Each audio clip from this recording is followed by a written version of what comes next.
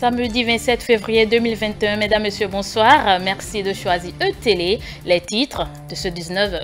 Une délégation de l'Association des producteurs du riz du Nigeria était ce vendredi 26 février 2021 au Palais de la Marina. Reçu par le président de la République, les deux parties ont échangé sur la diversification des filières agricoles. Le point est à suivre.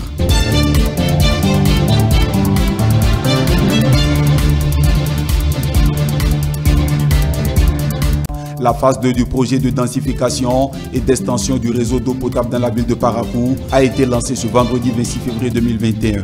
Occasion pour le ministre Samseydou Adambi de procéder à la remise de chèques à la population affectée par la phase 1 du projet.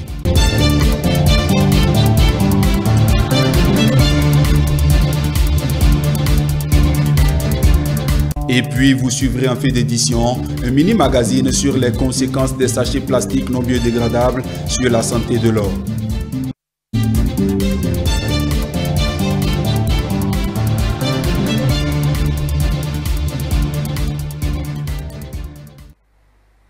Bienvenue à tous. Le président de la République, Patrice Talon, a échangé au Palais de la Marina ce vendredi 26 février 2021 avec une délégation de l'Association des producteurs de riz du Nigeria. La délégation a été conduite par son président national, M. Aminou Mohamed Gronyo. La diversification des filières agricoles était en débat. Le point avec Eli Adjiran. Au cœur de cette rencontre, la diversification des filières agricoles. Le développement de la filière du riz au Bénin préoccupe le président Patrice Talon. C'est ce qui justifie cette séance de rencontre avec les producteurs du riz du Nigeria. L'objectif est de faire profiter aux producteurs béninois l'expertise nigériane. L'incident récent de la fermeture des frontières nous donne l'occasion d'aller plus loin, au-delà des mots, au-delà des verbes, pour concrétiser cette intégration, afin que nos économies fonctionnent pour notre développement réel, nos économies fonctionnent pour notre intégration, nos économies fonctionnent pour notre épanouissement. Le Bénin est un pays producteur agricole. Le Nigeria aussi est un pays agricole, mais également une grosse puissance économique. Et le Bénin et le Nigeria peuvent se compléter, notamment dans le domaine agricole et dans le domaine risicole. C'est pour cela que nous avons décidé de nous appuyer sur l'expérience nigériane de développement de la production de riz pour satisfaire les besoins de nos populations béninoises, nigérianes et même africaines. Nous avons le potentiel. Produire pour nous nourrir, produire pour commercialiser et arrêter d'importer des produits de l'étranger pour enrichir les producteurs étrangers et parfois même à notre détriment sanitaire. À cette séance d'échange entre le président de la République et la délégation nigériane, on note la présence remarquable des membres du gouvernement, dont les ministres Aurélien Agbenossi des Affaires étrangères et Romuald Wadaï de l'économie et des finances.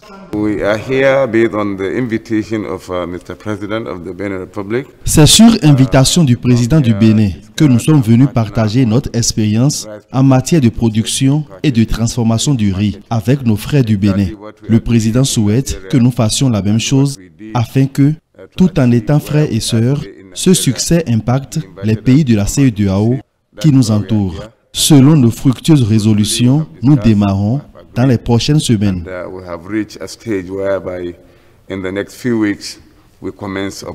Il faut noter aussi que selon les statistiques, le Bénin dispose d'un important potentiel pour la promotion de la riziculture. Nous avons convenu de mettre en place une coopération dynamique pour d'abord porter sur le conseil organisationnel tel qu'ils l'ont fait chez eux et puis aussi créer la plateforme de la transformation de la mise en marché du paddy. Une plateforme qui rassure en fait chaque planteur à aller vers le crédit, à produire davantage et rassure les banques aussi à aider à placer beaucoup de crédits au niveau paysan. Nous allons concrétiser cela par des visites de terrain et puis à partir du mardi prochain, ils organisent une grande foire de la dynamique de production de riz au Nigeria. Foire à laquelle une forte délégation de gouvernement et d'opérateurs économiques béninois dans la production de riz va prendre part. Aujourd'hui, le Bénin a plus de 400 000 tonnes de production de riz et ambitionne augmenter sa capacité et d'atteindre 1 million de tonnes de riz d'ici 2022.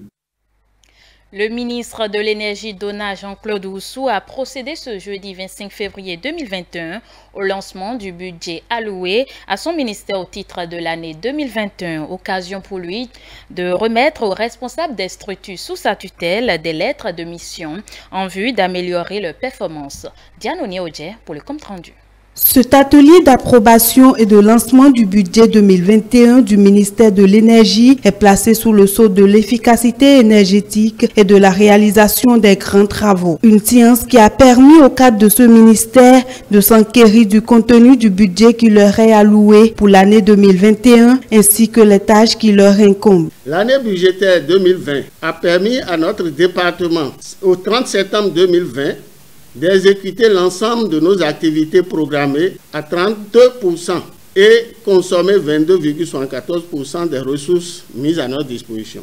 Pour l'exercice budgétaire 2021, notre ministère a bénéficié d'une dotation de 59 milliards contre 56 en 2020, avec d'énormes objectifs à lui assigner. Le ministre Jean-Claude Oussou a invité ses collaborateurs à faire le nécessaire pour que les objectifs assignés au ministère soient atteints. Cet atelier a aussi permis aux responsables des diverses structures sous la tutelle du ministère d'entrer en possession des lettres de mission. La lettre de mission est un outil de responsabilisation et d'évaluation de la performance de l'agent public ou de la chose publique. Chaque gestionnaire devra donc à son tour décliner cette lettre de mission en contrat d'objectifs à ses différents responsables ou directeurs techniques ou chefs de service à l'effet de faciliter l'exécution scrupuleuse du plan de travail annuel. Les investissements qui ont été réalisés sur les 4 précédentes ou 4 dernières années de ce quinquennat sont supérieurs à la somme de tous les investissements qui ont été faits sur les 3 précédents quinquennats dans le secteur de l'énergie. C'est avec 3 mots d'ordre que Dona Jean-Claude Oussou a déclaré officiellement lancer les outils de planification de gestion du ministère. C'est d'abord de l'anticipation. L'anticipation dans nos actions. Parce qu'à travers l'anticipation, on peut prendre des mesures pour pouvoir surmonter les difficultés plus aisément. C'est aussi l'engagement, un engagement total de chacun d'entre nous à s'impliquer, à faire en sorte que le meilleur de soi soit donné au service de notre pays. Et enfin, c'est pour toute chose, il faut qu'on vise les résultats qui sont attendus. Parce que c'est avec ça qu'on va mesurer notre niveau d'engagement, notre niveau d'anticipation, et tout simplement notre niveau de responsabilité vis-à-vis donc de cette responsabilité qui nous a été donc confiée. Faire le point du 31 décembre 2020 de l'exécution du plan de travail annuel gestion 2020 ainsi que les difficultés rencontrées, internaliser le budget 2021 du ministère et de ses outils d'opérationnalisation et prendre connaissance des nouvelles règles et modalités qui régissent l'exécution du budget de l'État au cours de l'exercice budgétaire gestion 2021. C'était autour de ces points que s'est déroulé cet atelier d'appropriation des documents budgétaire pour le compte de l'année 2021. Juste après le lancement du budget 2021 du 10 ministères, quelques participants nous ont livré leurs impressions. On les écoute. Cette année, le ministre de l'Énergie l'a placé sous le signe de l'efficacité énergétique et de la réalisation des grands travaux. Les différents coordonnateurs donc s'activeront à ce que nous puissions atteindre les objectifs contenus dans cette part que le ministre a souhaité que nous prenions dans le développement de notre pays. Quant à la DGRE, nous nous attacherons à suivre l'évolution des différentes activités, à faire en sorte d'accompagner les différents coordonnateurs dans la réalisation de leurs activités pour que les deadlines fixées par l'autorité puissent être respectées de part et d'autre. 59 milliards donc, qui sont principalement concentrés dans 3 secteurs, dans 3 sous-domaines, j'allais dire. L'amélioration de l'accès des populations à l'énergie, la production des énergies renouvelables et également donc la production et le transport. Où plusieurs projets, 25 projets seront mis en exécution, dont 20 anciens et 5 nouveaux projets, toujours dans la perspective donc de satisfaire les populations. En 2021, nous on travaille beaucoup actuellement sur l'amélioration du service à la clientèle.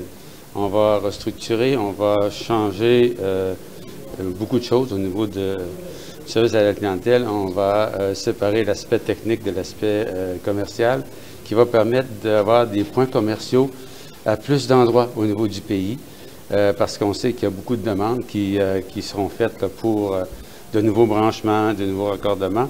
Donc, on va mettre plus de points de service et on va changer la façon d'intervenir auprès du côté du dépannage pour améliorer encore le dépannage. Donc, ce sera des points de service qui seront redistribués pour permettre d'avoir des meilleures réactivités pour diminuer, bien sûr, le temps de dépannage lorsqu'il y aura des pannes. Lancement ce vendredi de la phase 2 du projet de densification et d'extension du réseau d'eau potable dans la ville de Parakou et environ. Occasion pour le ministre de l'Eau et des Mines, Samou Seydou Adambi, de procéder à une remise de chèques aux populations affectées par le projet dans sa première phase. Isaac Adjé, Boris Aïssou. Garantir l'eau potable pour tous en vue du bien-être social. L'État béninois s'y est résolument investi à travers le programme d'action du gouvernement PAG. Une volonté affichée doublée de la cohérence dans les actions de l'État central qui porte déjà ses fruits dans la municipalité de Parakou et environ. Cette nouvelle phase du projet permettra d'étendre le réseau d'approvisionnement en eau potable et d'améliorer la desserte en qualité et en quantité suffisante, répondant aux normes en vigueur. Il ne fait plus de doute que les projets conçus pour nos villes par le président de la République vont se réaliser. Monsieur le ministre, permettez-moi de rappeler que le samedi 1er février 2020, à l'occasion de la cérémonie de mise en service officielle des réalisations de la première phase du présent projet, vous avez promis de revenir procéder au lancement de la seconde phase.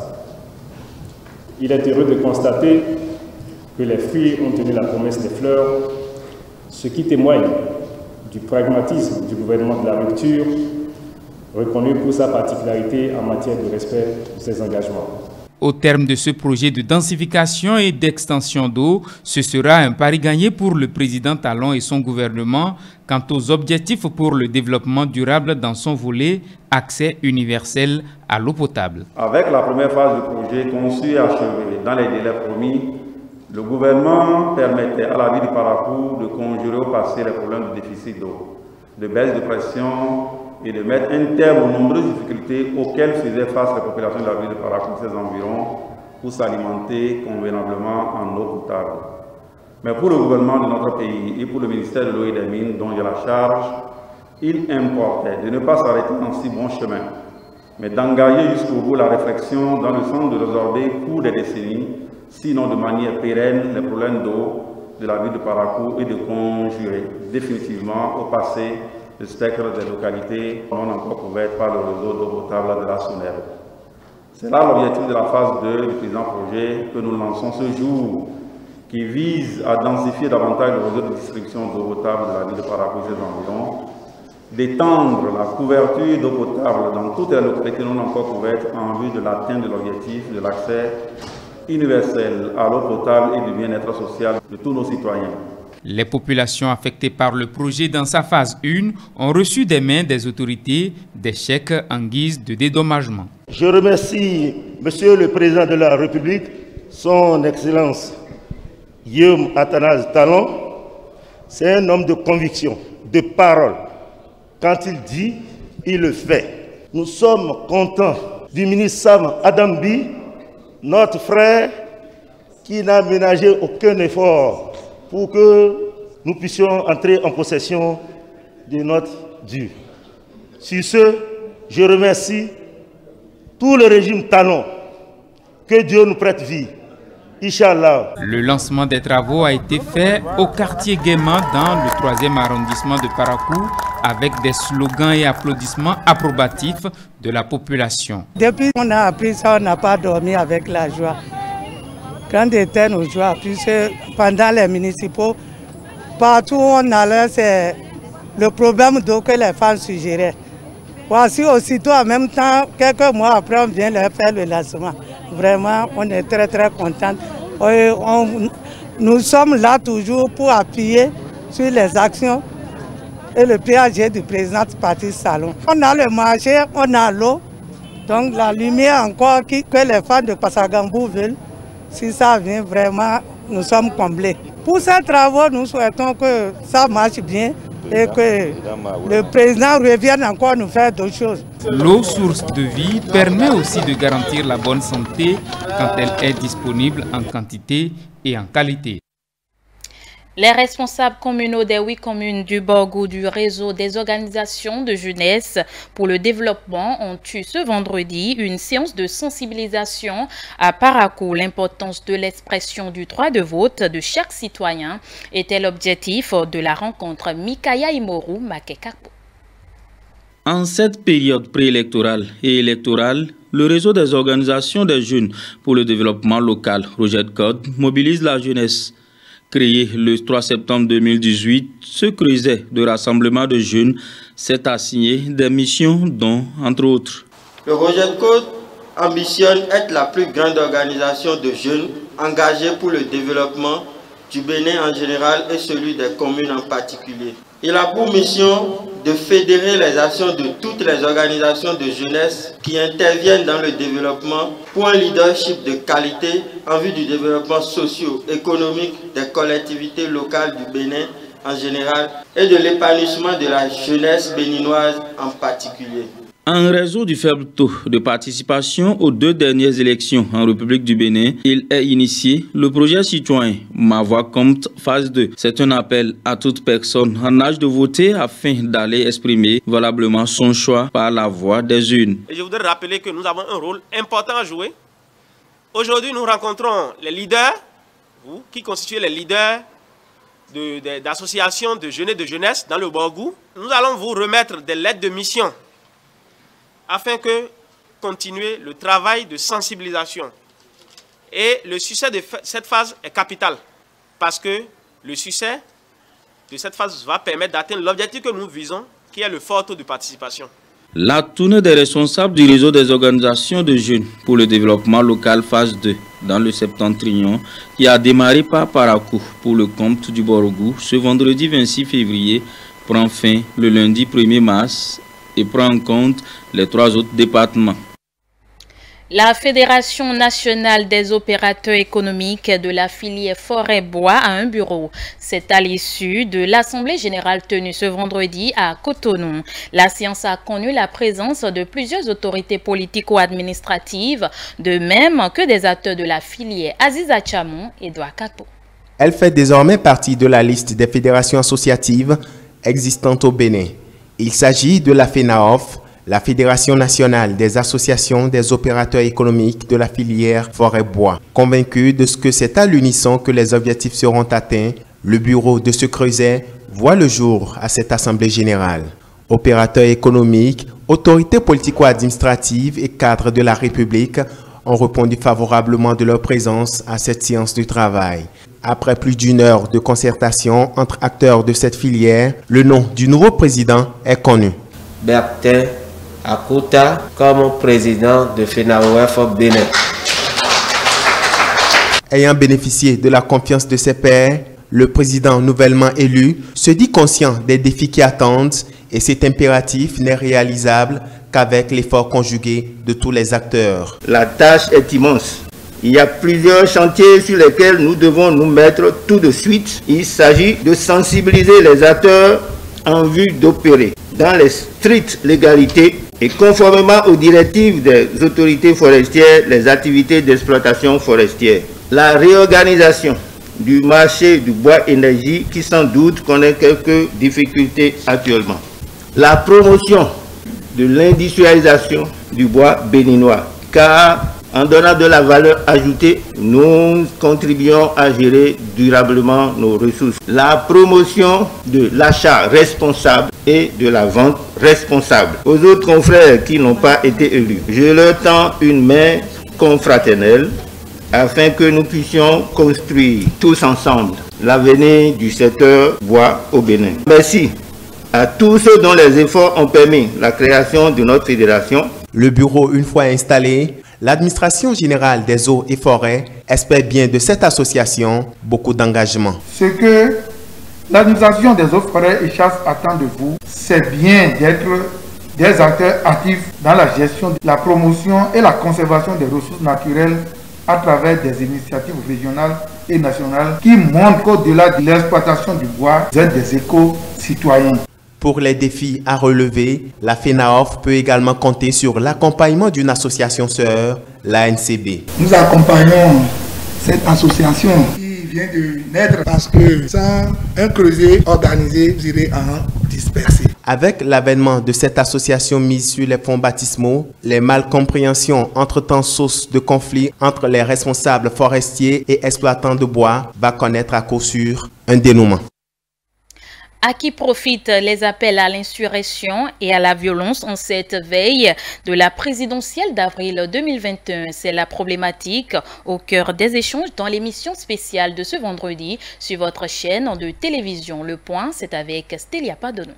Les points de vue restent mitigés quant à l'influence ou non des appels à l'insurrection ou à la violence de certains acteurs politiques sur les citoyens en cette veille de la présidentielle de 2021. Je vous rassure, il n'est pas question de jouer à se faire peur et à faire peur au peuple béninois, au paisible béninois. Il n'y a pas péril à la demeure. Moi, depuis que j'observe le jeu électoral dans ce pays, et pour me limiter simplement à la période 1990-2021, j'ai entendu des propos belliqueux beaucoup plus percutants par le passé. Voyez-vous, je vous dis, c'est une messe d'élite, c'est une kermesse d'intellectuels. Il y a la psychose, certains ont peur, certains se posent des questions. Faites tout dans les églises, dans les mosquées. Pourquoi on prie chaque fois pour la paix au bien? Pourquoi quand on fait les prières d'intercession? Mais c'est quelque chose à prendre au sérieux. Et d'ailleurs, les autorités ne s'y sont pas trompées en sortant et en prévenant, en mettant le doigt sur cette question-là. Et je pense qu'il est de bon ton que chacun soit mis devant ses responsabilités. Pour Distel Amoussou, il est inadmissible qu'une frange de la population appelle à la déstabilisation du pays. Force doit rester à la loi. Nous devons faire confiance aux institutions de la République. Car en tout état de cause, force doit rester à la loi. Et ceux qui s'écartent du chemin du droit, un État ne recule pas devant les manifestations d'humeur d'un groupuscule de fâchés. Alphonse Moïse Soudé entrevoit déjà un faible taux de participation à ce scrutin, ceci au regard des différentes menaces, une thèse que rejette Distel Amoussou. Depuis 1990, je vote. Et que cette psychose a toujours eu des effets. On a voté en 2019. Vous avez vu le taux de participation? C'est vrai que le taux de participation ne détermine pas la légalité ou la légitimité d'une élection, mais cela signale un malaise. Le désamour des populations avec la chose politique, c'est-à-dire le vote dans toute l'Afrique n'est pas le fait de propos belliqueux. Il y a que les populations, la lambda, ne s'intéressent plus aujourd'hui réellement à la chose politique, donc au vote, simplement parce qu'elles ne trouvent plus leurs intérêts directs. Les invités de Théodule Roussat sont restés unanimes sur le fait que le Bénin est un havre de paix. Un mini-magazine avant de clore cette édition. Les sachets plastiques non biodégradables continuent d'être utilisés au Bénin malgré leur interdiction sur toute l'étendue du territoire national. Ces plastiques fabriqués ont des impacts sur l'environnement, mais aussi sur la santé de l'homme. Quels sont ces impacts sur la santé? La réponse est avec Stanislas Atadeyon.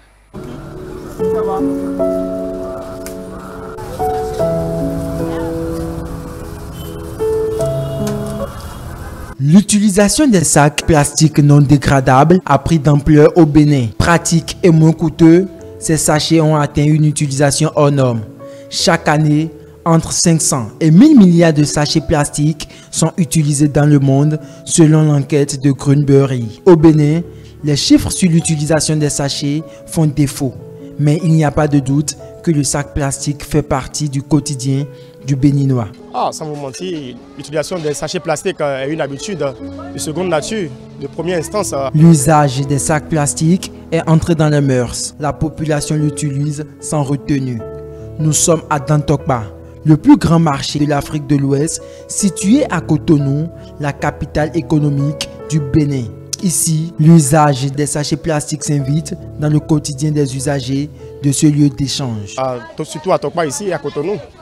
Et les bonnes dames et tout le monde ne peuvent rien faire sans utiliser le sachet par jour. Après l'utilisation de ces emballages plastiques, ils sont aussitôt abandonnés dans la nature, dans les cours d'eau. Ils indisposent ainsi les milieux où ils sont logés, ce qui entraîne d'énormes conséquences sur l'environnement. La première conséquence sur l'environnement, c'est d'abord la pollution esthétique. Vous voyez ces sachets déambuler ça et là. Si ces sachets plastiques ne quittent pas le circuit béninois, l'inondation va toujours persister. Les projets de salubrité du Grand Nokoué n'auront pas aussi leur impact sur le quotidien des Béninois. Alors, c'est mauvais pour l'environnement parce qu'on jette le sac plastique et que le plastique n'est pas biodégradable. Le sac plastique va donc se retrouver au gré du vent, dans la mer, dans des espaces et finalement, c'est les poissons après qui vont se retrouver à manger ces trucs-là et en fait, comme c'est pas biodégradable, ça ne se détruit pas. Et au bout du compte, ça tue d'autres espèces animales dont après on a besoin pour nous manger. Donc d'un point de vue écologique, c'est une aberration. Un réel danger guette les utilisateurs de sachets plastiques, selon le journaliste environnementaliste. Cela n'est pas perceptible au regard, s'il vous plaît, chers amis. Mais ces sachets sont fabriqués à base des dérivés du pétrole. Et nous savons qu'une dérivée du pétrole ne peut pas être profitable à l'organisme humain. Et donc, il va sans dire que même au niveau individuel, qu'on se sente interpellé par la question. Plusieurs effets nocifs sont créés sur l'organisme humain. Cela est dû au repas chaud dans les sachets plastiques.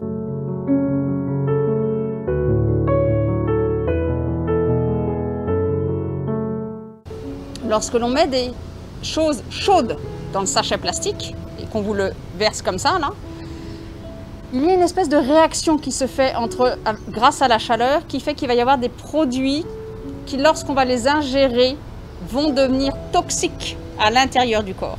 Des années plus tard, c'est long, mais ça va y arriver, des maladies qu'on appelle souvent des cancers. D'accord ? Le mot cancer, c'est en fait des maladies qui atteignent tout le corps, parce que le corps a été détruit avec Et puis c'est très difficile, on les soigne peu. Malheureusement, on en meurt beaucoup. Alors des cancers du sang, des cancers de la gorge, des cancers de certains endroits qui font qu'après, on va mourir de ça uniquement parce que tous les jours, on a acheté des produits chauds que la bonne dame nous mettait dans du sachet plastique et qu'on a mangé comme ça tous les jours.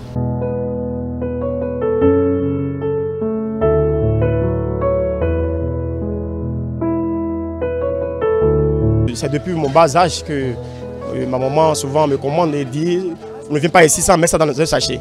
Or, les gens oublient que ça a des répercussions sur la santé. Sans vous mentir, moi, je ne suis pas trop âgé. Je sais les conséquences que j'ai sur ma santé. Par exemple, parfois, mon cœur bat très vite parfois. Pourquoi? Parce que j'ai trop habitué à acheter ma nourriture que je vais consommer qui est chaude dans le sachet. Vous voyez, et cela, ça crée des conséquences sur moi. Pour lutter contre cette pratique, des efforts sont menés dans le rang des hommes des médias. Pour Romain Dekadjevi, la population est assez informée pour abandonner les sacs plastiques. En tant que journaliste, on s'est dit, mais bien avant l'utilisation des sachets plastiques, que faisaient nos parents pour aller au marché, faire les emplettes, ainsi de suite. Donc, on a orienté nos réflexions et les réflexions ont abouti aux solutions naturelles. Et donc, les productions, une série de productions ont porté sur ces alternatives-là, mais pas seulement dans notre organe de presse, parce qu'on expérimentait aussi en ce moment-là une initiative entre journalistes où, en tant que journaliste radio par exemple, on peut relayer, disons, une production ou un sujet que nous avons par exemple qui concerne une thématique donnée, relayé par exemple à la radio, mais dans d'autres organes de presse. Donc, on a fait un relais collégial de cette problématique-là dans divers organes. Rappelons que l'Assemblée nationale a voté dans la journée du vendredi 3 novembre 2017 la loi numéro 2017-39 portant interdiction de la production, de l'importation, de la commercialisation et de l'utilisation des sachets plastiques non biodégradables en République du Bénin. Depuis cette date, on observe une mobilisation de plus en plus forte contre l'utilisation des sacs plastiques. Des actions sont menées par les pouvoirs publics, les associations, afin de réduire l'impact de ces sacs sur l'environnement en amenant la population béninoise à comprendre les dangers qu'elle court en les utilisant. C'était à l'instant un mini-magazine réalisé par Stanislas Atadegnon. Ainsi se referme cette édition. Merci de l'avoir suivi. Vous pouvez toujours nous suivre sur nos différentes plateformes digitales www.etelebénin.com ou retrouvez-nous sur YouTube et Facebook ETélé Bénin tout simplement. Retrouvez à 19h30, un magazine à l'heure de Pékin, à 20h, votre émission Sanoulaoula, à 21h30, la rediffusion de votre émission Palabre citoyenne et à 22h, votre émission en langue nationale Blog Blogi. Bonne suite de programme sur ETélé, la chaîne de l'excellence.